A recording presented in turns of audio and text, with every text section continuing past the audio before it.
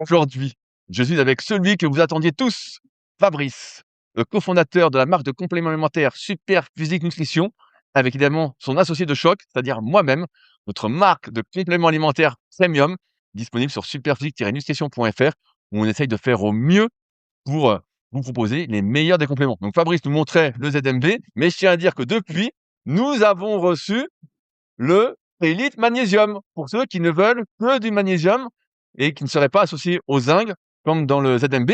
On a également reçu, je crois, le Elite Fer, Fabrice, si je dis pas de conneries. Ah, pas encore. Fais- Oh merde! Concentre-toi sur le Elite Magnesium. On t'a pas appris en marketing en plus qu'il faut pas trop se disperser. Donc aujourd'hui, c'est la pub Elite Magnesium, Rudy, qui est un mélange de malade de magnésium et de bisglycinate de magnésium, qui est toujours notre combinaison préférée sur Superphysique Nutrition. Voilà, comme on avait déjà parlé la fois d'avant. Ok, bon, on va essayer d'être un peu dans le coup parce qu'avec tous ces podcasts qui sont tellement espacés qu'à la fin, voilà, on est plus un peu dans le jus, hein, Rudy.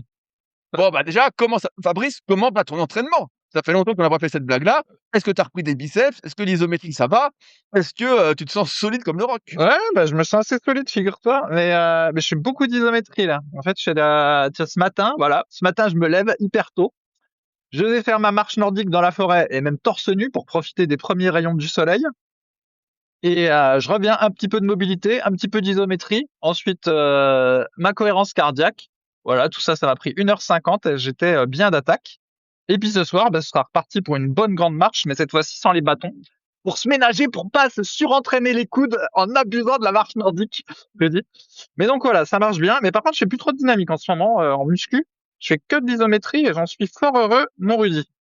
On en Ah, reparlera mais après. franchement, on en avait parlé de cette isométrie. Et bah, je t'avais donné un produit sur lequel je travaille un peu en avance par rapport à ses sorties officielles. Et effectivement, moi, j'en fais pas mal et je sens vraiment, vraiment une énorme différence en termes de solidité, hein. Vraiment, ça n'a rien à voir. On sent qu'avec l'isométrie, donc moi, j'en fais plein, vraiment beaucoup, c'est pratiquement la moitié de mes séances actuellement et on sent qu'on se solidifie, quoi. On sent qu'on arrive à résister, qu'on est indéformable et c'est vrai que c'est une sensation qui fait plaisir, en fait. Je sais pas toi, mais moi, je me fait plaisir de se sentir, tu vois, gainé de partout, quoi. Ouais, bah, il y a un peu ça. Déjà, c'est sympa de se sentir solide, mais bon, tu peux te sentir solide aussi en faisant de la muscu. Non, moi, le principal intérêt, mais j'en parlerai peut-être plus tard, c'est que je peux en faire, du coup, un jour sur deux, sans me cramer. Et, alors que la muscu normale, bah, par exemple, voilà, pour ceux qui se souviennent de comme c'est la muscu normale, donc tu fais les pecs, par exemple, tous les 5 jours, ou tu fais les cuisses 2 fois par semaine, ou voire 1 fois par semaine. Et en fait, à partir d'un certain âge, cette fréquence-là, elle convient pas trop de mon point de vue. Moi, j'aime bien pouvoir faire un jour sur deux, tu vois. Et un jour sur deux avec de l'excentrique et du concentrique, ben ça marche pas trop, ou alors faut faire un split. Mais le split à mon âge, j'aime pas trop non plus. Donc bref, là je fais full body en isométrie. Un jour sur deux, c'est bon, ça passe. Donc tout va bien de ce côté-là. Alors, Est-ce que ça donne du muscle? ça donne un petit peu quand même, hein. Pas complètement ridicule, hein, ça donne un petit peu. Ok, alors, parlons peu, parlons bien. Donc, on va parler de ma mère. On se croirait dans un film de Ah! Pedro Almodovar, qui parle toujours de ses femmes, et des femmes en général. Donc, ma chère mère, qui a 66 ans et que je salue au passage, même si elle sait même pas que je fais un podcast. Euh, donc, elle a des petits problèmes d'épaule et elle a reçu une prescription de la part de son rhumatologue et je vais lire la prescription et on va en discuter après. Donc, en gros, pour résumer c'est sa symptomologie, comme on dit, elle a super mal à l'épaule et elle peut quasiment plus bouger l'épaule, en résumé. Et donc, elle a une capsulite. On t'expliquera si tu veux ce qu'il faut faire, mais bon, peu importe. Donc, elle a 15 séances de rééducation du membre supérieur gauche, dont 8 en piscine à raison de 2 par semaine. Massage de la région cervico-scapulaire, donc forcément, c'est parce qu'elle a un coup de tortue. Gain d'amplitude doux en rotation externe et en adduction épicine, et également à sec en utilisant des techniques facilitatrices variées. Renforcement musculaire du deltoïde, de la coiffe des rotateurs et des fixateurs de l'omoplate. Rééducation proprioceptive du membre supérieur gauche. Et donc, pourquoi j'ai parlé de ça? Parce qu'au final, plein de fois, on a parlé des exercices ici pour avoir la bonne santé de l'épaule. Et j'ai dit qu'en fait, on était un peu condamné à les faire, spécialement quand on passait beaucoup de temps sur l'ordi ou assis, parce que souvent, on va être un peu comme ça. Voilà, donc c'est-à-dire rentrer vers l'intérieur, en shrug et un peu en poulet. Bon, j'exagère, mais voilà, on est tendance à être comme ça. Et justement, du coup, on veut des choses qui nous inversent En gros, on veut être en rotation externe, le menton levé et tout ça. Et j'avais dit que les deux exercices magiques, mais il y en a d'autres, mais vraiment ceux que je considère qui ont une rentabilité de fou, c'est le samouraï, où on prend un élastique et paf, on fait comme ça. Et le Hellfly bilatéral, donc moi je fais en bilatéral, je mets l'élastique devant moi, en autostoppeur et je tire le plus possible sur le côté. Et en fait, quand on regarde ce qui est préconisé ce qui est dans l'ordonnance, bah, je pense qu'elle va faire entre autres ces exercices-là normalement, tu vois, parce qu'on lui dit qu'il faut qu'il travaille sa rotation externe. Elle a perdu de la rotation externe, elle a pas de forme.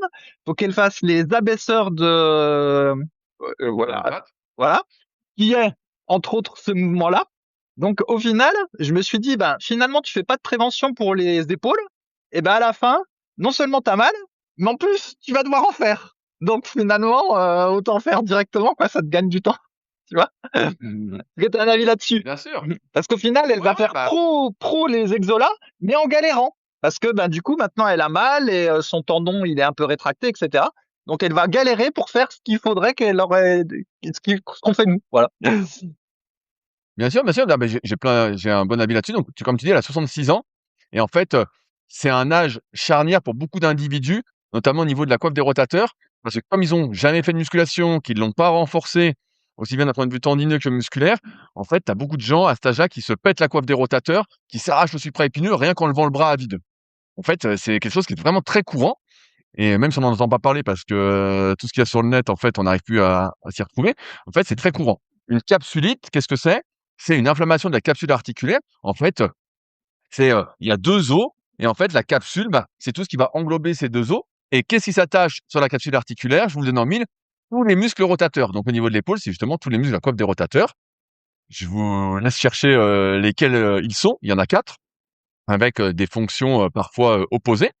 Et donc, quand tu as une capsulite, bah, en fait, c'est que comme tu bouges plus l'épaule, bah, les muscles rotateurs deviennent très, très faibles et la capsule se rétracte. Donc, tu es comme ça. Et après, bah, en fait, il fait une inflammation de la capsule dès que tu bouges parce que tu as plus les capacités d'un point de vue des muscles rotateurs pour mettre de l'espace, on va dire, dans la capsule articulaire. Et donc, on en arrive effectivement bah, à un manque de force de ces muscles rotateurs qui deviennent tellement faibles qu'ils peuvent se déchirer, en tout cas d'un point de vue myo-aponébrotique, comme on dit aujourd'hui. Et c'est vrai que, tous ces exercices de prévention dont dont on parle, récemment depuis maintenant quelques mois, bah, plusieurs, années maintenant, mais en fait, ils sont indispensables et la plupart des gens, bah, veulent pas les travailler et c'est vrai que tout le travail, préventif, en fait, on peut pas y échapper si on souhaite, entre guillemets, «vieillir de la meilleure des façons» et être le plus indépendant possible. Tu parlais de ta mère, moi, ma mère, ça fait des années et des années, pareil qu'elle a un bras qu'elle arrive pas à lever et en fait, elle fait rien pour que ça aille mieux. J'espère qu'elle va pas tomber parce que si elle tombe, ça se voit, elle peut pas se relever. Faut pas se relever et c'est pour ça qu'on milite beaucoup pour tout ce travail préventif de rotation externe, de rotation interne, de même là, Fabrice donnait quelques exercices, mais en fonction de ce que vous avez, bah, même travailler le cou.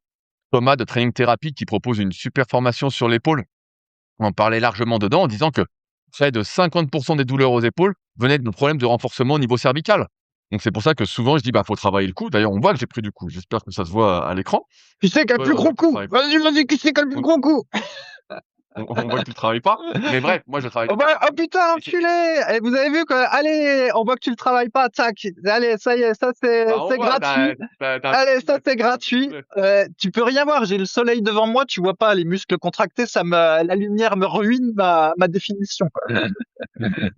c'est pas la bonne lumière. Mais bref, tout ça pour dire que en fait, aujourd'hui et c'est sur quoi, j'insiste, beaucoup, désormais, bah, sur les réseaux sociaux, dans les différents contenus qu'on propose avec Superphysique, sur Rudy Koya, sur ce travail préventif Vers le à crapaud. faire en amont du travail des muscles superficiels qui sont certes importants, mais qui sont moins importants que les muscles profonds qui s'insèrent sur la capsule articulaire et qui sont les garants de notre capacité à bouger, faire de manière simple. Donc effectivement, on peut pas se passer de ces exercices-là, là, notamment au niveau de l'épaule, de rotation externe, même de rotation interne, de renforcement, par exemple, souvent, bah, je montre pour, la courbe des rotateurs aussi descendre dans ce sens-là pour aller mettre de la force, tu vois? Avec un poids pour les muscles rotateurs externes de l'épaule. On peut pas se passer de faire, là pareil, bah, j'avais repris le kayak et je fais un aparté là-dessus et en fait, quand tu montes du kayak, c'est beaucoup de répétitions, d'élévation, latérale. On n'arrête pas de faire d'élévation latérale, entre guillemets. Et en fait, en ayant repris même doucement, bah, ça m'a fait un peu mal, en tout cas à froid. Et donc, j'ai dû rajouter des élévations latérales en isométrie pour renforcer mon supra-épineux. Et en fait, on en avait parlé il y a quelques épisodes. En fait, on peut pas se passer non plus du renforcement, du supra-épineux.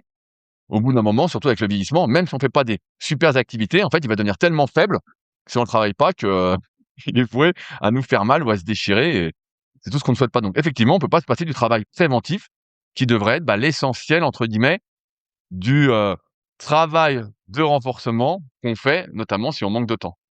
Ouais, alors pour l'anecdote, elle m'a dit que là, elle avait tellement mal qu'elle arrive même plus à sortir de la baignoire en s'appuyant avec ses mains, en fait. Faut qu'elle se Ah ouais, bah, contorsionne comme je sais pas quoi, tellement elle a mal. Mais ça, c'est quelque chose dont je m'étais pas rendu compte, mais que je me rends compte au fur et à mesure maintenant que je côtoie des gens un peu plus âgés, puis que mes parents ils ont un certain âge aussi. C'est qu'en fait, on va dire, c'est la fameuse phrase de Rudy, à 20 ans, t'as le corps dont tu hérites et à 40 ans, t'as le corps que tu mérites. Mais là, il parlait au niveau de l'hypertrophie et de la sèche. Voilà, il parlait sur le plan visuel. Mais sur le plan articulaire, cardiovasculaire, longévité, etc., en fait, de 20 à 40 ans, même si tu fais n'importe quoi, allez, tu peux avoir du bide, etc., mais tu le payes pas trop. Et en fait, entre 40 et 50, tu commences à le payer un peu. Et quand tu arrives vers les 60, et ben là, tu commences à bien le payer, en fait. Et tu vois, ta maman, là, qui lève plus le bras, puis qui dit, bah, j'en ai rien à foutre, en fait, j'ai pas besoin de lever le bras. Et en fait, elle, on imagine qu'elle pense que c'est pas grave, tout va rester, on va dire, stable comme ça. Mais non. C'est qu'à un moment donné, si elle continue à pas lever le bras, bah, la première année, elle aura peut-être pas mal.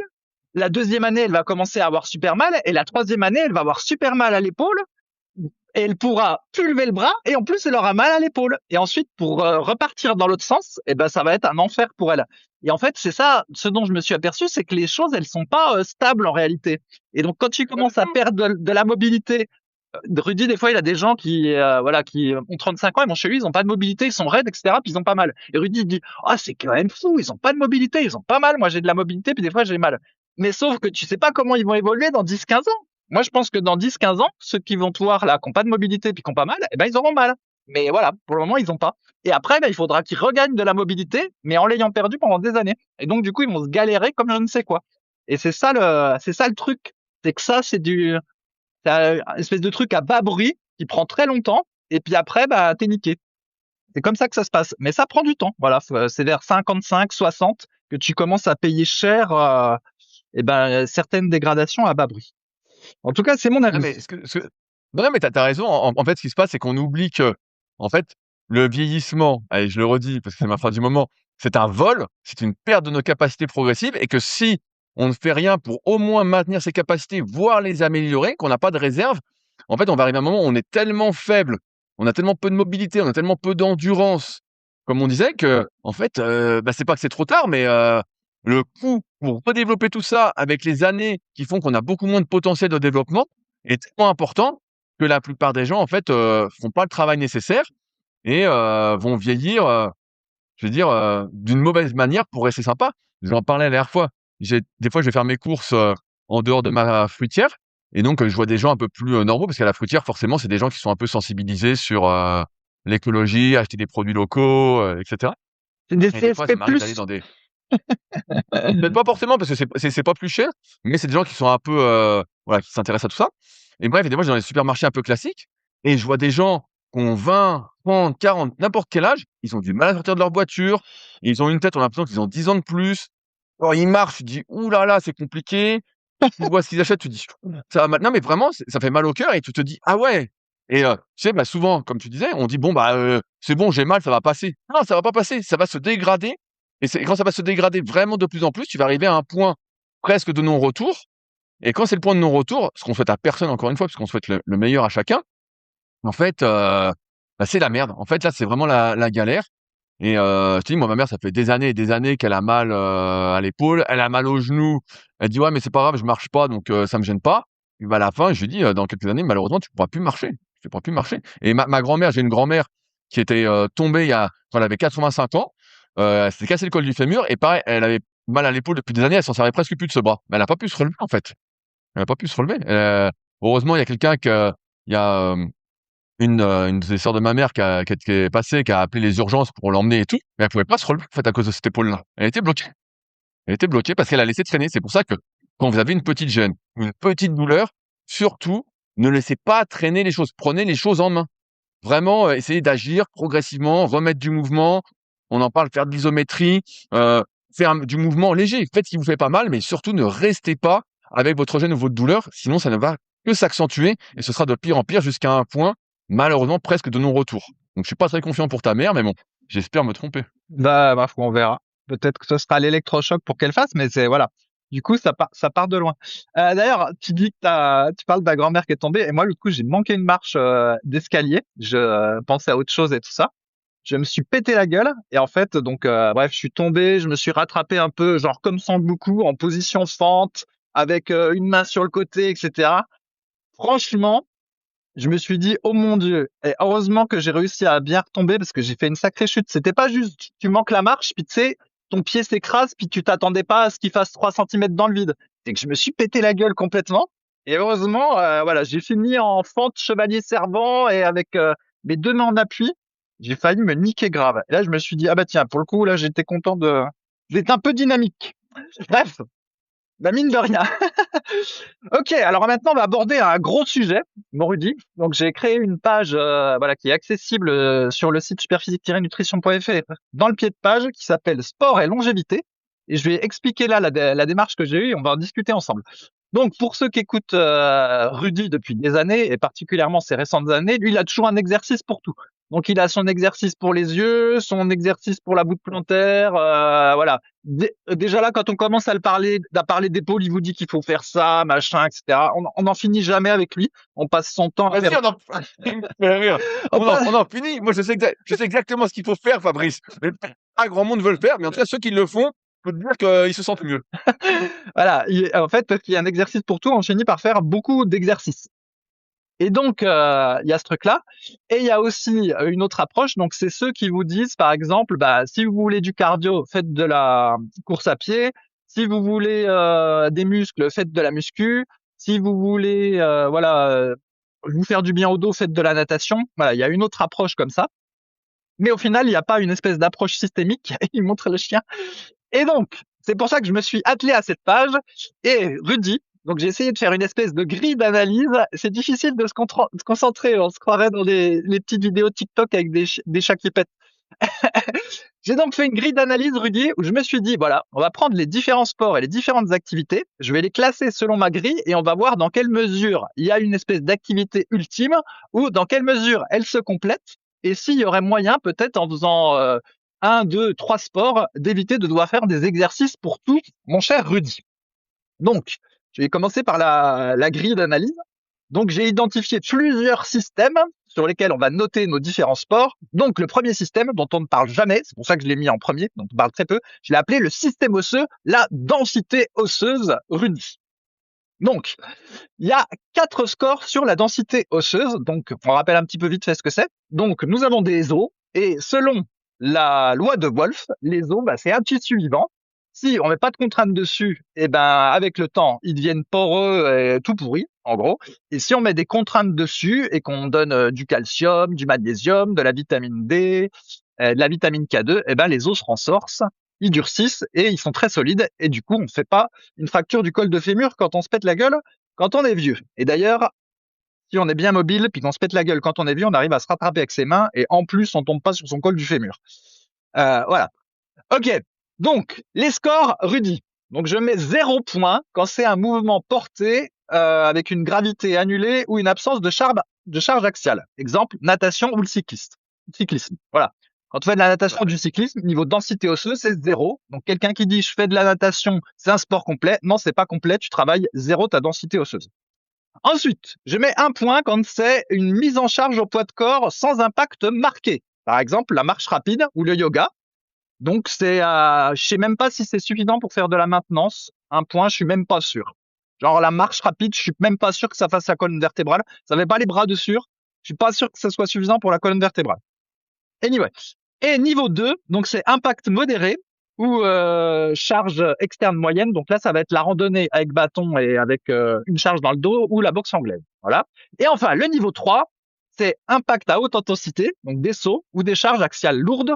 Donc ça va être de la course à pied, voilà, il y a de l'impact, ou alors de l'haltérophilie et de la muscu. Voilà, ça c'est niveau 3. Donc une des rares activités qui permet d'avoir le niveau 3 en densité osseuse, c'est la musculation avec charge additionnelle. Sinon, c'est tous les trucs pliométriques qui ont leur autre inconvénient. Ok, donc ça c'est le système osseux. Facile. On passe au système musculaire. Je vais essayer d'aller un peu plus vite pour pas saouler les gens. Donc ça c'est les muscles, donc ça c'est très facile. Donc niveau 0, recrutement mécanique sous-maximal, faible stimulus anabolique, exemple le cyclisme pour le haut du corps. Voilà, donc là il n'y a pas de truc. Niveau 1, tonification, endurance de force, hypertrophie peu marquée, donc là ça va être la marche rapide, le vélo elliptique. Niveau 2, hypertrophie significative, résistance modérée, donc ça va être le rameur, la musculation en circuit. Et enfin, le niveau 3, ça va être la musculation en hypertrophie, par exemple. Ok. Bon, bah, en gros, on va dire on verra la conclusion. Faut faire de la muscu, quoi. Ouais, la muscu, ça a ses atouts.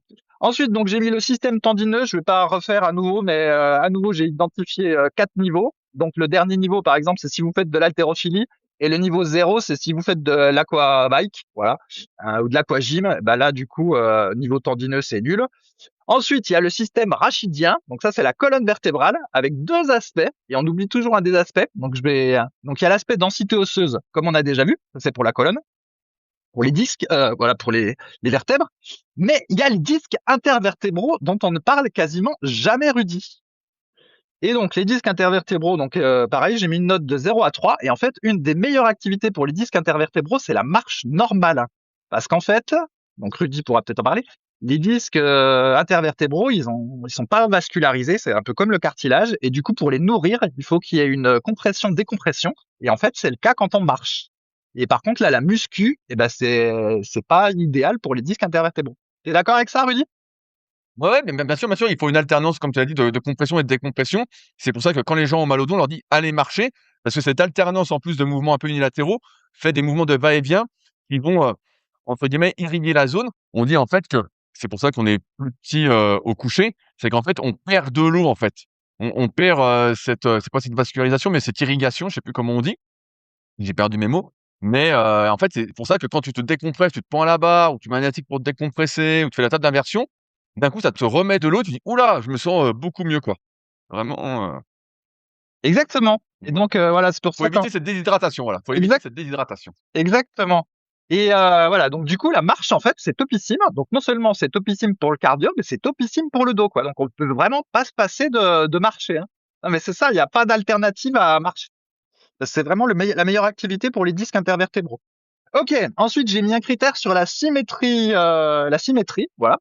Donc il y a des mouvements qui sont classés comme unilatéraux. Donc là, je leur donne 0 point. Parce que voilà, donc ça va être le tennis, le golf, le badminton, voilà, 0 point. Il y a des mouvements avec une parfaite symétrie, donc ça va être la natation, le rameur, la course à pied, donc là je mets 3 points. Et puis il y a les trucs intermédiaires. Ensuite, désolé c'est un peu long, il y a le système articulaire.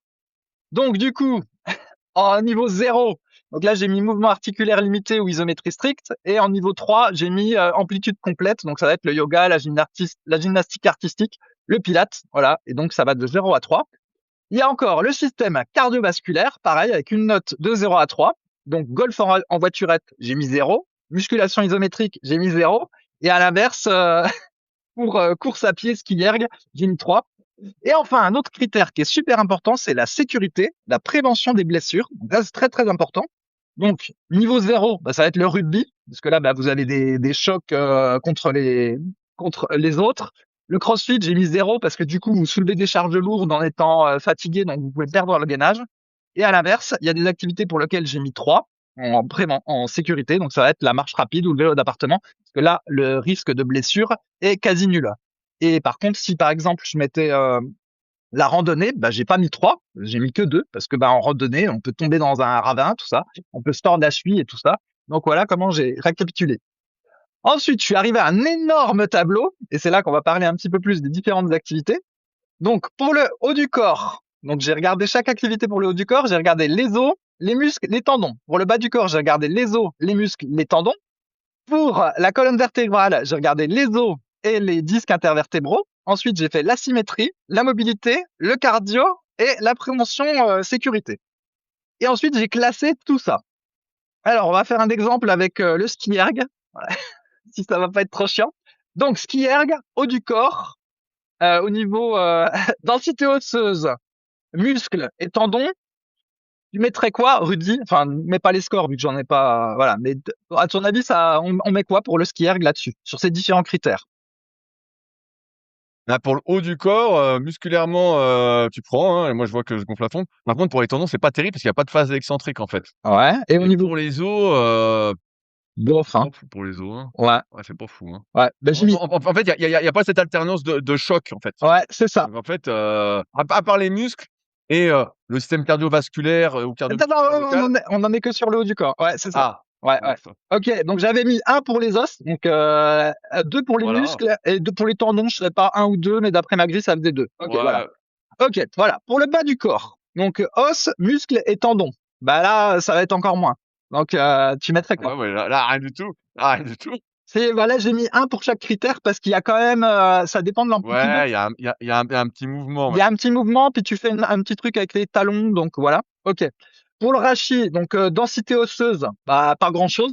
J'ai mis un parce que Pas grand-chose. pas grand chose. Pour les disques, là j'ai mis 2 parce que tu as une espèce d'alternance quand Ouais, même. ouais, t'as quand même un mouvement de va-et-vient et tu un peu de contraction abdominale, tu sais, tu Voilà, dois amener un peu justement, tu déroules un peu, donc tu pas de faire ça, en fait. voilà. Donc c'est pas, donc ça j'ai mis 2. Voilà. Symétrie, bah là j'ai mis 3. Voilà, c'est parfaitement symétrique. Il n'y a pas d'unilatéral, etc. Pas de problème. Mobilité, j'ai mis 2 parce qu'en fait on est que sur le plan Oui, frontal. Voilà. oui. Cardio, j'ai mis 3 vu que c'est une Ouais. activité en endurance pure. Et sécurité, j'ai mis 3 parce que voilà, le risque de blessure est quand même relativement faible. On peut se blesser Ouais, comme tu dans. tu peux tu Ouais. tu peux te faire une petite acromio claviculaire quand même. Ouais, mais C'est, bon, ça va. T'as pas de choc, voilà, tu peux pas tomber, ouais, ouais, ouais, voilà. normalement, c'est pas accidentogène. Voilà, c'est pas accidentogène. Et ce qui fait qu'au final, le ski erg est très très bien positionné dans ma liste parce qu'en fait, les critères privilégiés pour la longévité, c'est la prévention de la blessure.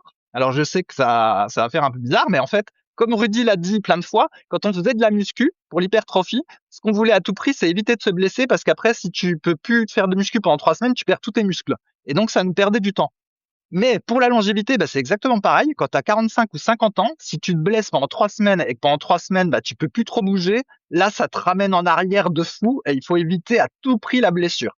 Très bon exemple avec moi, mon dos. Je me suis blessé au dos. Voilà, ça m'a pourri pendant des mois, des mois, des mois et des mois. Et même encore aujourd'hui, des fois, ça me pourrit un peu. Et il y en a qui se sont blessés le ligament croisé antérieur du genou en faisant par exemple du volleyball ou du foot de manière récréative, bah, ça peut vous pourrir pour le reste de votre vie parce que vous n'êtes pas suivi comme Conor McGregor en MMA. Hein. Donc lui, il revient peut-être à 100%, mais vous revenez pas à 100%, quoi. Donc la blessure, c'est à éviter à tout prix. Bon exemple de ma mère, voilà, il a eu mal un peu à l'épaule, une blessure voilà, sans rien faire, on va dire. Et bah, sauf que maintenant, elle va bien galérer pour revenir. Donc bref, pour moi, un des premiers critères, c'est la blessure, éviter à tout prix la blessure. Un autre critère important, c'est la mobilité. Voilà, parce qu'on a la mobilité, on a tendance à la perdre. Et puis sinon, il y a le cardio. Voilà. Ils sont des critères très importants pour la longévité, même si tous, normalement, sont importants. Donc, le ski erg se classe super bien. Alors, il y a une autre activité qui se classe super bien, c'est la marche nordique, figure-toi, Rudy. Parce qu'en- Je savais qu'il allait dire Ah ouais, oui, bien sûr. mais hyper, La super bien, c'est concret, en fait. Elle se positionne sur tous les critères. Il n'y a aucun critère qu'à zéro, en fait. bah, les muscles, c'est pas fou. Ouais, c'est pas fou, t'as un dans les muscles, mais en densité osseuse, en fait, t'as Ouais, un bien sûr, aussi, c'est bien. y compris pour le haut du corps, parce que le fait de piquer le truc, en fait, de propulser, en fait, donc la différence entre la marche nordique et la marche avec bâton, parce qu'il y a un club de marche nordique là où j'habite, où il y a beaucoup de seniors qui y font, je les vois passer des fois, mais en réalité, ils font pas de la marche nordique, ils font de la marche avec bâton. C'est-à-dire qu'ils posent les bâtons au sol, mais ils n'utilisent pas les bâtons pour se propulser. Et en fait, dans la marche nordique, tu te propulses avec les bâtons et tu as vraiment une impulsion, quoi. Et on peut même, si on fait mal le mouvement, se faire mal au coude à force de, tu vois, de taper vers l'arrière, entre guillemets. T'as mal le mouvement. Et donc, ça fait la densité osseuse parce que tu as des tas de petits impacts qui se font sur le haut du corps. Et donc, du coup, tu as une petite partie densité osseuse. Donc, c'est pour ça que ça a plein de 1 sur, voilà, le haut du corps et le bas du corps. Il y a plein de 1. Au niveau du rachis, Des bah, 2, tu veux dire? Tu veux dire des 2 parce que un tu m'as dit que c'était moins bien. ouais, mais là, j'ai mis que des 1 sur la marche nordique. En suivant la Que des grille, 1? j'avais que des 1. Bah ouais, c'est quand même pas non plus super musculaire, ni super tendineux. Voilà, ça vaut 1, quoi. Même si, évidemment, ça dépend de la manière dont on l'a fait aussi. Si c'est comme moi, de la marche nordique, là, dans la forêt sablonneuse, avec des montées, des descentes, je pense qu'il y a pas mal de fois, ça mettrait 2. Mais bon. Bref. Donc, pour le rachis, comme on a dit, au niveau des disques vertébraux, donc la densité osseuse, là, j'ai mis que 1, parce que il n'y a pas non plus d'énormes impacts, ni de contraintes axiales. Par contre, les disques intervertébraux, là, j'ai mis 3, parce que c'est de la marche. Et en plus, bah là, t'es bien droit et tout, donc c'est vraiment topissime. Symétrie, on met encore 3. Mobilité, j'ai mis que 1, parce que c'est sur le plan voilà, Ouais. frontal, t'as pas trop d'amplitude. Après, c'est pareil, j'expliquerai comment on peut améliorer ça. Cardio, j'ai mis 3 et sécurité, j'ai mis 3. Donc ça ressemble beaucoup au ski erg parce que ça ressemble un petit peu au ski erg. Voilà. Et donc, ce qui se passe, par exemple, sur la marche nordique, comment j'améliore ma petite marche nordique, moi que je fais tous les jours? Bah déjà, je fais des pas chassés avec des élévations latérales. Et ben mine de rien, juste de faire ça à chaque marche, bah tu sais, tu fais des pas chassés avec des élévations latérales, déjà tu passes, ça t'améliore ta mobilité alors que ça t'a pris 30 secondes, tu vois. Faire des pas chassés, des pas croisés, tu peux faire des pas en faisant ça, hop, tu fais ça pendant ta marche et au final, t'as... J'imagine que tu croises personne pendant que tu fais ta marche. Ah, des fois je croise des gens, mais c'est pas grave. Tout le monde est content de me croiser, mon cher Rudy. Et donc voilà, tout ça pour dire qu'on peut améliorer la mobilité. C'est pareil, si vous faites de la marche nordique dans des côtes, eh ben les amplitudes sont pas les mêmes, donc c'est beaucoup plus intéressant. Et donc on aurait pu même mettre 2 si jamais on faisait dans des côtes. Ok, donc ça c'était pour les 2 activités qui sont les plus hautes dans le classement parce que j'ai privilégié le cardio, la sécurité et la mobilité. Ok, maintenant on va faire musculation, qui est une activité qui est très très bien classée. Musculation. Alors, haut du corps, Rudy, densité osseuse, muscles et tendons. Musculation, on va dire pour l'hypertrophie. On va pas faire la musculation force 5x5, on va dire pour l'hypertrophie. Voilà. Comment tu classes ça? Ah, je mets pratiquement au max. Bah ouais, ouais, c'est ça. Tu mets quasiment au masque en fait. Ouais.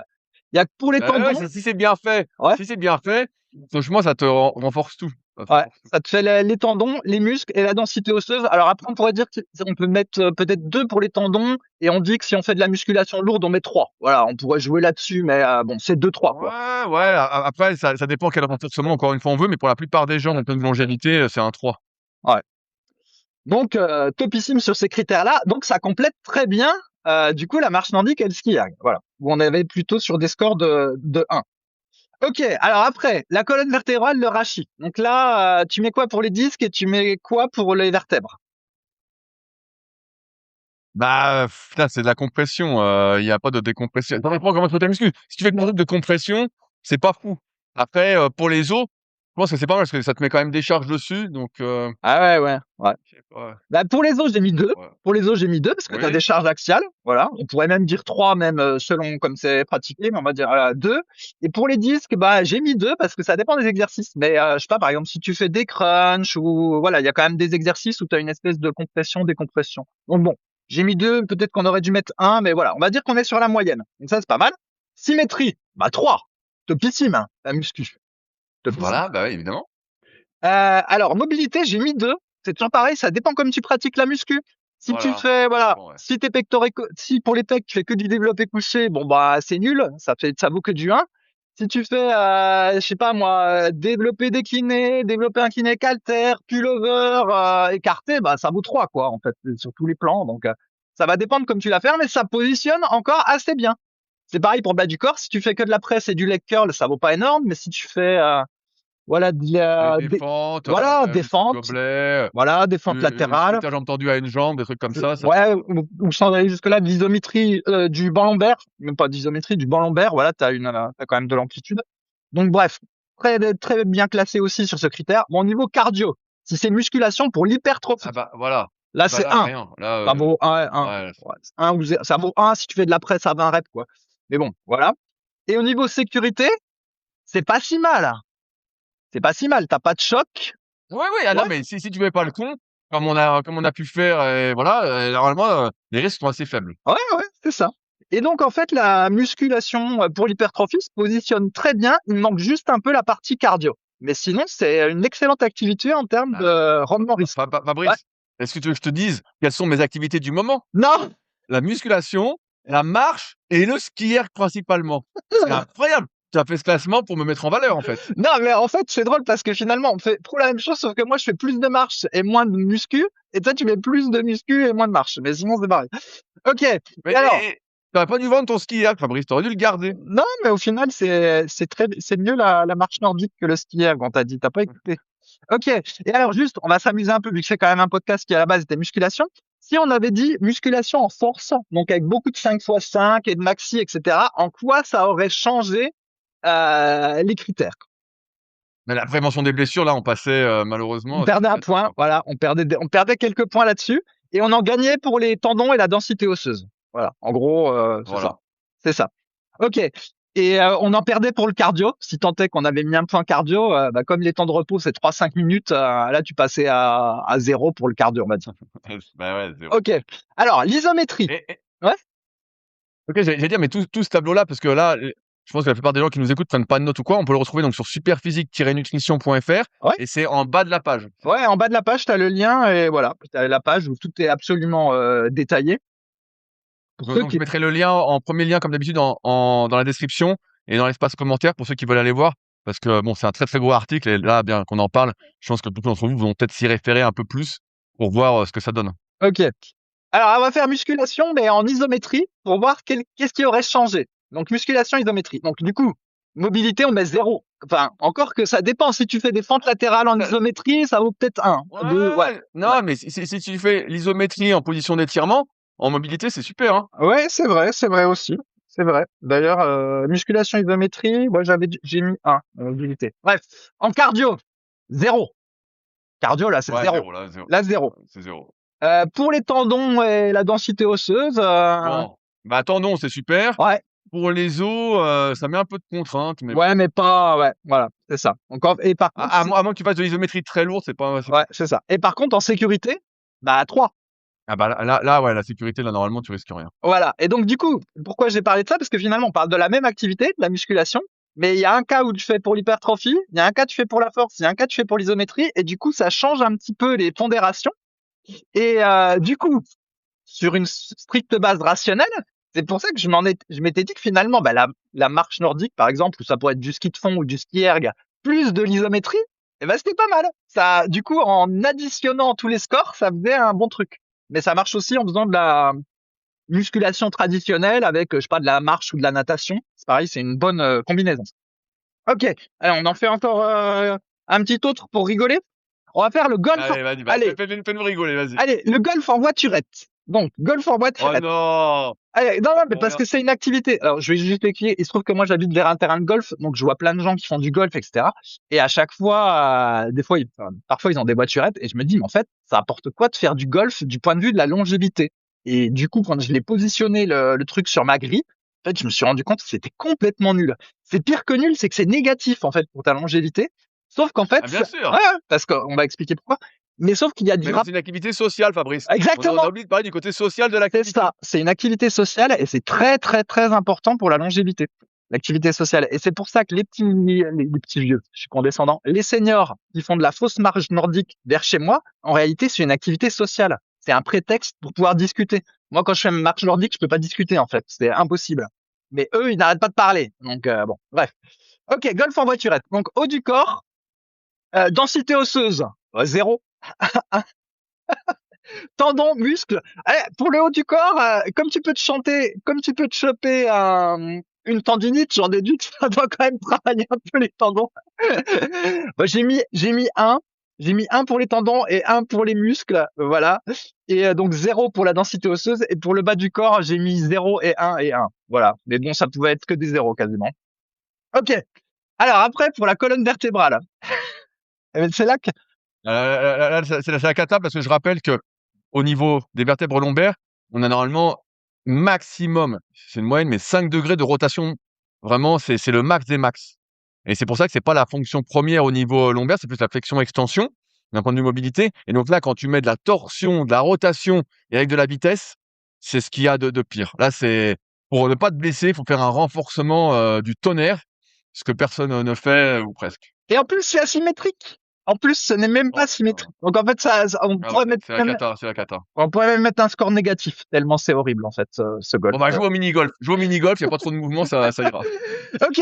Et alors le pire, c'est qu'encore, si tu fais le golf en marchant, t'as un effet cardio, parce qu'un parcours, c'est quand même assez long. Donc golf en marchant, on aurait peut-être mis 1 ou 2 en cardio. Allez. Mais là, en plus, t'es en voiturette, donc t'as même pas cet effet-là. Ok? Et du coup, en prévention des blessures, bah, t'as même pas une bonne note parce que tu peux te niquer le dos, en fait, vu que c'est pour les raisons qu'on a évoquées. Et du coup, le golf avec voiturette, c'est le dernier de la liste, en fait. Voilà. C'est un des pires trucs qu'on peut faire pour la longévité, en dehors de l'aspect social. Horrible. Horrible, le golf avec voiturette.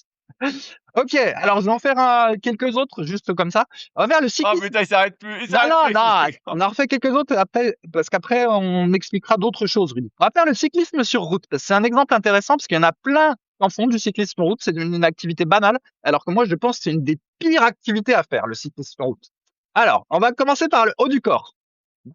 C'est que ça, si tu fais que ça, mais c'est une bonne activité complémentaire à d'autres. Alors, cyclisme route, haut du corps, tu mets combien densité osseuse, muscle, tendon?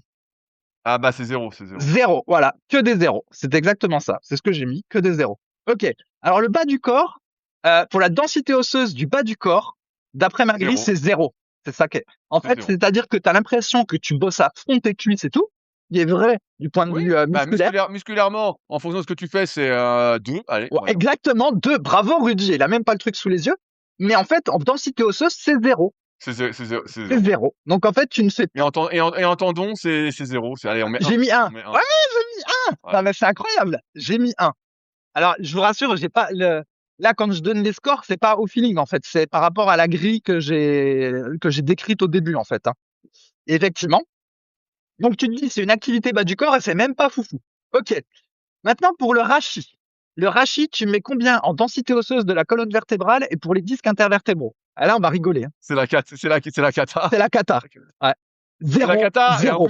en plus, t'es dos rond, tu Ouais, tires. Vu que t'as pas le renforcement musculaire, tu tires sur les ouais. ligaments et tout, c'est la cata. C'est la cata. Double zéro. Double zéro, ça vaut rien. Ok, symétrie. Bon, bah là, on met 3. Oh, ils ont 3 en symétrie. Mobilité. Mobilité, j'ai mis un parce que voilà, on bouge sur un mouvement, voilà, on bouge quand même sur un mouvement en Frontal, ligne, ouais, ouais. mais on pourrait mettre zéro. Et je vais dire pourquoi. C'est parce qu'en fait, certes, tu bouges, mais en réalité, tu vas raidir d'autres zones. Genre, par exemple, le psoas et d'autres zones. Rudy saura les dire, celles qui se raidit. Mais en fait, tu te raidis en faisant du vélo. Et donc, en réalité, j'ai Ben envie de oui. dire, tu perds en mobilité. Donc, voilà, j'ai mis un parce que sur la grille, comme tu bouges, ça valait un. Mais en pratique, ça pourrait presque être moins un, en fait, de faire du cyclisme sur route.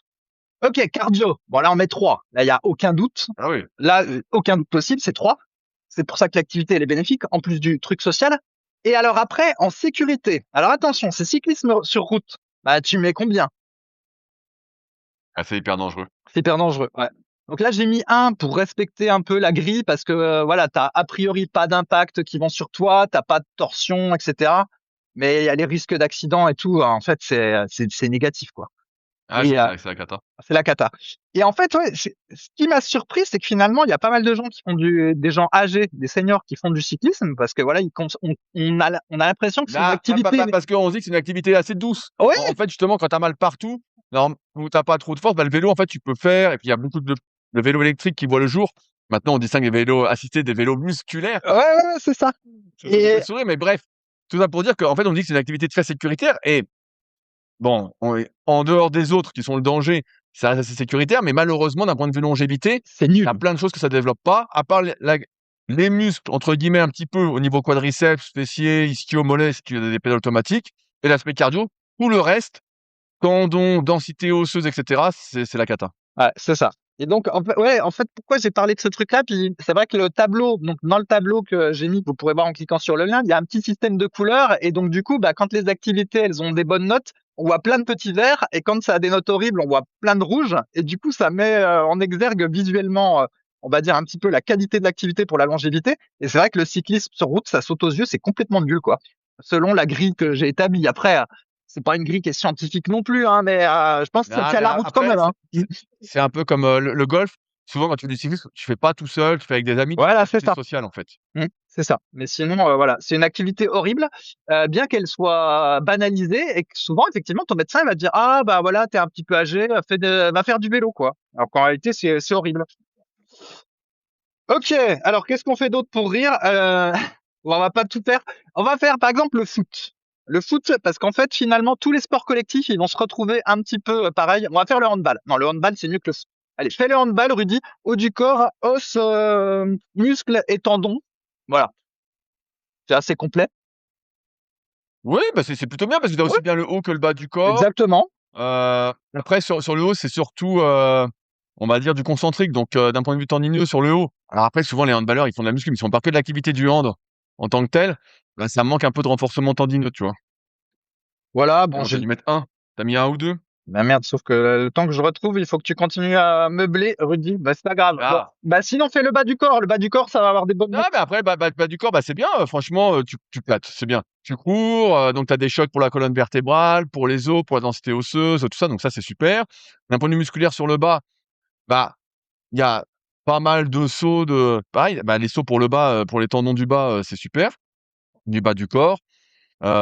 Accidentogène, le problème, bah, c'est la course à pied. C'est est-ce que tu as le renforcement nécessaire pour le tenir? Et surtout au niveau des épaules, on voit qu'il faut vraiment avoir un renforcement hyper important en rotation, notamment externe et interne, parce que sinon tu te fusilles l'épaule, quoi. Sinon tu t'éclates. Ouais, ben bon là je retrouve plus, mais en fait je l'avais mis zéro en sécurité. Et en fait c'est le cas de beaucoup de sports, que ce soit le foot, le foot aussi, le basket, etc. En fait donc le foot c'est pas super complet, mais le handball c'est assez complet comme activité, mais tu peux avoir des chocs enfin des collisions avec les autres. Tu peux te faire mal en retombant parce que c'est voilà tu cours vite. Et surtout t'as les changements de direction où là bah tu tires sur les genoux et tout. Et donc en fait c'est Bah, en fait, c'est toujours pareil, c'est plus l'activité demandante, plus il te faut un renforcement. Donc moi, j'ai un exercice pour tout, mais en fait, c'est ça. C'est que oui, en fait, c'est pas que c'est hyper dangereux, c'est que ça nécessite un renforcement, hyper important et comme on l'a dit au début du podcast, avec les années, qu'on pensait avoir quand on était jeune, ce renforcement, on va dire un peu inné, bah, en fait, il est pas acquis et en fait, on l'a perdu et après, en fait, pour faire une activité, il faut, analyser l'activité, se dire: «Qu'est-ce que ça demande comme renforcement?» et le mettre en place pour pouvoir faire l'activité en minimisant les risques et souvent, bah, c'est pas ce qu'on fait donc en fait, là, le hand, c'est vrai que si tu en fais jamais et que d'un coup, tu dis: «Allez, je vais jouer», là, tu as des grandes chances, si tu te laisses avoir par ton ego, de bien te niquer, quoi. Ouais, tu vas te péter les genoux. Bah, enfin, t'as pareil avec le foot, t'as pareil avec beaucoup d'activités de Bien sport sûr, bien sûr, bien collectif. sûr. En fait, c'est des activités qui sont assez complètes. Même le rugby se classe très très bien sur plein de critères, sauf le critère de sécurité, c'est horrible quoi, parce que t'as des chocs, tout ça. Mais Ah sinon, ouais, ouais, sur tout tous les à autres fait. critères, si tu tiens, t'es renforcé quoi. Parce que tout est pas mal en fait. T'as le cardio, t'as de la symétrie, t'as la densité osseuse, t'as les tendons, bah, t'as tout. Sauf que niveau sécurité, c'est zéro quoi. Et comme au début j'ai dit que la sécurité c'était le critère Ah ouais, ultime, c'est critère parce numéro qu'il 1. faut pas te blesser, c'est interdit de se blesser en fait. Plus tu vieillis, faut pas te blesser parce que revenir de la blessure, c'est de plus en plus dur, plus t'es vieux en fait. Donc du coup, de ce critère-là, bah, ça vaut zéro. Donc du coup, l'activité, de mon point de vue, elle est éliminée, voilà, dans une optique de longévité. Et c'est vrai que beaucoup de sports, Après ouais, beaucoup de sports Je quoi, c'est comme je ça en voulais fait. préciser parce qu'il y a peut-être pas mal de jeunes, qui nous écoutent et qui sont pas attentifs à notre discours et qui vont dire: «Ouais, mais attendez, on peut plus rien faire avec vous», tout ça.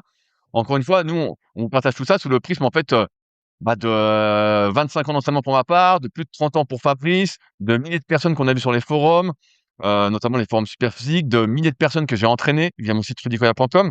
Je rappelle que je suis coach, je suis formateur des coachs aussi via les CQP, les BP, les DEGEPS.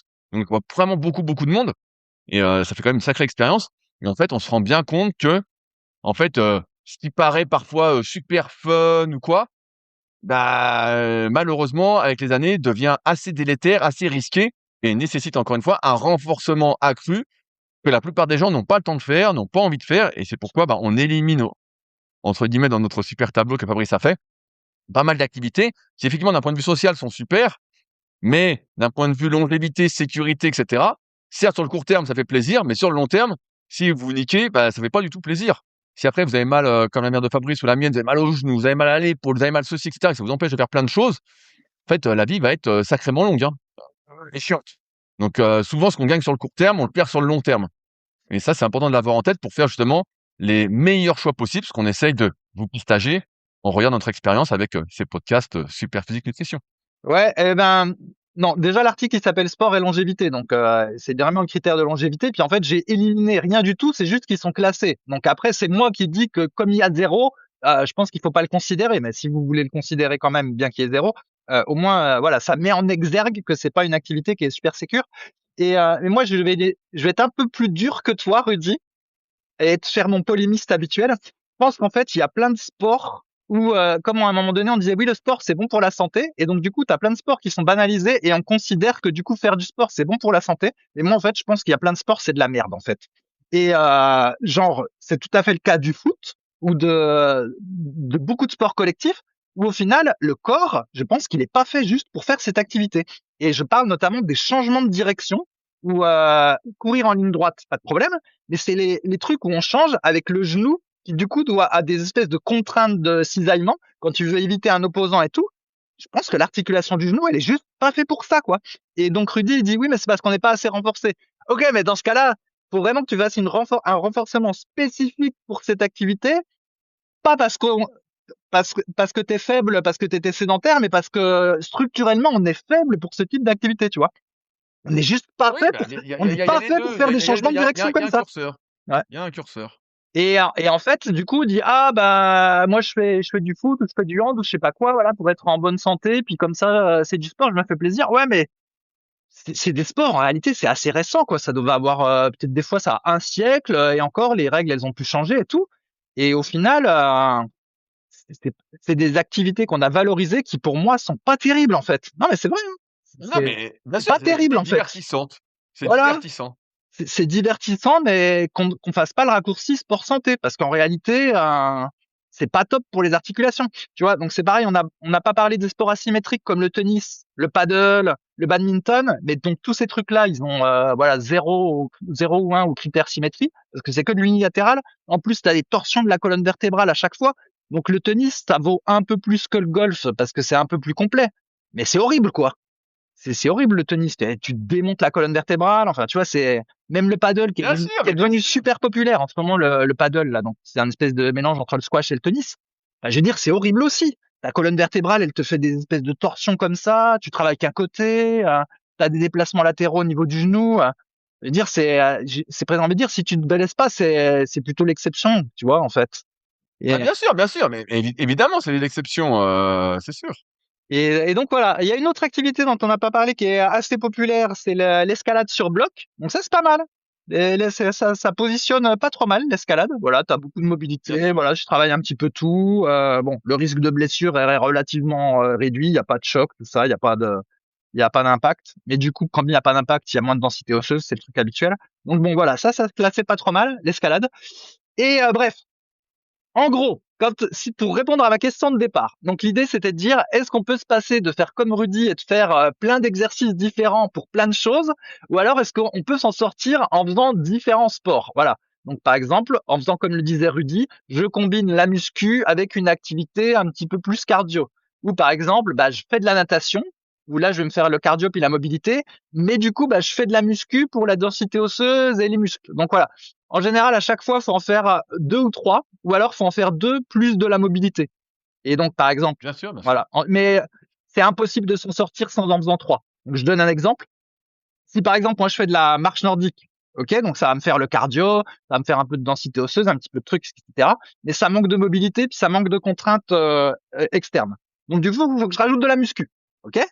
Mais après, si je fais pas encore un travail de mobilité par là-dessus, eh ben j'ai pas encore suffisamment de mobilité. Donc soit faut que j'ajoute encore du pilates ou du yoga, soit faut que je fasse un peu de mobilité supplémentaire.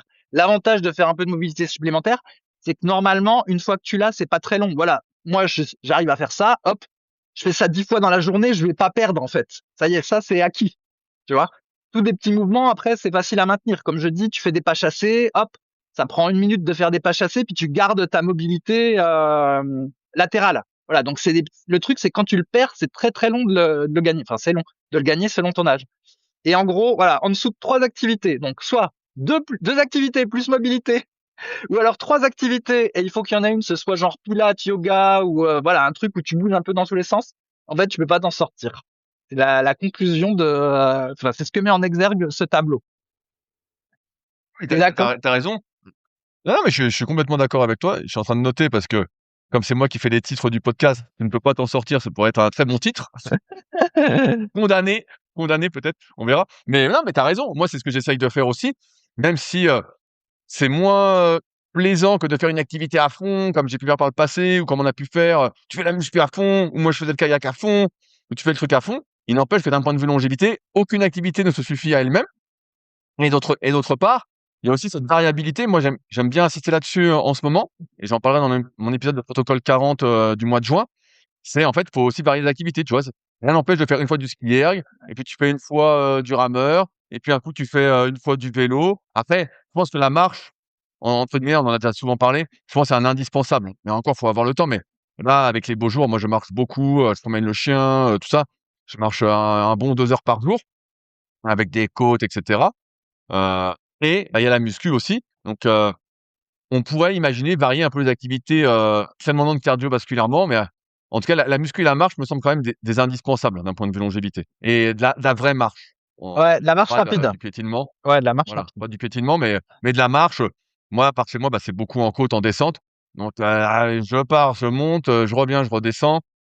Ça n'arrête pas. C'est pour ça que j'aime pas trop faire du vélo par chez moi, parce que c'est l'enfer et bref, mais c'est vrai que la marche et la muscu Ouais. sont un peu indispensables et comme tu l'as dit, après sur la mobilité, bah, ça dépend si tu en as. En fait, si tu fais de la musculation, on va dire, et que tu es déjà bien mobile, tout ça, bah, tu fais, des squats gobelets avec des poses en bas, tu fais, des Cossack squats, tu fais, du pull-over avec une pose en bas, tu vois? Tu fais plein de petits mouvements, en fait, avec des poses dans les amplitudes un peu extrêmes et ça maintient ta Ouais, mobilité, tu vois? tout à fait. Mais si tu pas la mobilité, bah, effectivement, il faut un travail supplémentaire pour la développer et là, bah, pareil, beaucoup de personnes ne souhaitent pas, faire ce travail-là. D'ailleurs, Fabrice, je pourrais t'envoyer, encore un contenu exclusif sur le sujet si tu veux. Ouais, ouais, Je sais bah, pas ça si ça va. t'intéresse pour le coup? Niveau mobilité, je pense être pas mal. Mais oui, c'est ça, voilà. Donc en gros, muscu marche, c'est vraiment un très très bon rendement. Et puis sinon, bah voilà, les d'autres. Sinon, moi, c'est marche nordique et puis muscu isométrique. En fait, c'est finalement juste des variantes de ce qu'on vient de dire. Après, c'est juste le ratio. Peut-être qu'à un certain âge, ou selon vos affinités, bah vous faites plus de muscu puis un peu moins de marche en proportion, ou l'inverse. Donc moi, en ce moment, c'est plus de marche et moins de muscu. En termes de temps passé, il n'y a pas de doute. Ok, et donc du coup, moi, pourquoi je fais beaucoup d'isométrie en ce moment? Ben, comme j'ai expliqué, en fait, c'est pour pouvoir faire plus fréquemment, parce que j'aime bien faire plus fréquemment. Déjà, à l'époque où je faisais de la muscu, je sais qu'il y en avait qui prenaient les cuisses en faisant qu'une fois par semaine, et qu'une fois par semaine, moi, j'arrivais pas mentalement. En fait, c'était dur à chaque fois. Alors qu'en faisant 2 fois par semaine, voire des fois 3 fois par semaine le squat, eh ben mentalement, c'était plus facile. Mais forcément, si tu fais 3 fois ou 2 fois, ben faut que tu ajustes l'intensité parce que sinon le corps il suit pas. D'ailleurs. Et donc voilà. Et avec l'avantage de l'isométrie, c'est qu'on peut faire fréquemment sans trop se cramer musculairement. Et donc du coup, c'est pour ça que je fais pas mal d'isométrie en ce moment. Ouais, bah, c'est pour ça que je te parlais, avant de commencer du Strength Erg que je me suis, acheté récemment. Donc c'est encore une fois un peu tôt pour faire un retour. Pour ceux qui sont pressés, j'en parle sur mon Patreon, un peu plus en détail, mais en fait, c'est justement de trouver des modalités d'entraînement en musculation qui font moins de courbatures parce que plus les années passent, plus on sent que, ça peut nous faire des courbatures assez facilement et ces courbatures, elles sont handicapantes pour les autres activités. Donc l'isométrie, ça fait pas de courbatures. Le strength erg, c'est surtout des mouvements concentriques, il y a pas de phase excentrique, donc tu as pas de courbatures non plus et là, je vais me remettre pas mal à l'iso inertiel aussi. Je vais recevoir, une poulie, donc je continue mes tests que je vous partagerai évidemment, avec plaisir, plutôt 2 fois qu'1. Justement dans cette optique de réduction des inconvénients de la pratique de la musculation pour avoir plus d'avantages. Tu vois? Donc c'est vraiment cette idée-là pour, parce qu'encore une fois, comme tu dis, quand tu fais les cuisses, moi je sais pas, quand je fais du squat gobelet, tout ça, si je m'applique bien sur l'amplitude, tout ça, en fait, tu as des courbatures pendant 2-3 jours et en fait ça t'emmerde.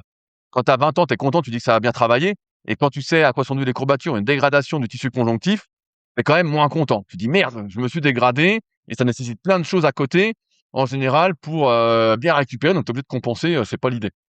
Et bref, et donc moi je suis à la recherche du meilleur mix possible des différents modes de contraction, entre l'isométrie, le concentrique, l'iso, inertiel et il faut quand même de l'excentrique aussi, pour justement avoir plus d'avantages que d'inconvénients dans cette optique, de longévité et en même temps, de développement. Parce que moi je suis toujours dans cette optique d'essayer de progresser, même si je suis quand même beaucoup plus sage qu'à une époque où, quand je sens que, bah, si, faut forcer comme un fou et se tortiller un peu, bah, je vais pas me tortiller, quoi. Je vais m'arrêter avant de me tortiller et pas faire la rep de plus qui pourrait générer, peut-être plus de muscles.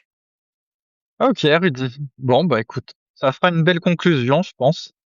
Bah, très bien. Et bah, je pense qu'on a fait un super épisode donc encore une fois, bah, je mets le lien, Superphysique-Nutrition en commentaire épinglé et directement, dans la description de l'épisode. Donc comme ça, vous pourrez aller voir l'article, qu'a fait Fabrice, pour arriver, bah, malheureusement ou heureusement aux mêmes conclusions que nous. On espère en tout cas vous avoir fourni plein de pistes de réflexion. N'hésitez pas, de toute façon, si vous avez des questions, des commentaires ou autre, à réagir directement sur la partie commentaires sur YouTube. Et puis nous, on se retrouve de toute façon bientôt pour un nouvel épisode dans la bonne humeur. En attendant, bon entraînement multiple surtout. À bientôt. Salut!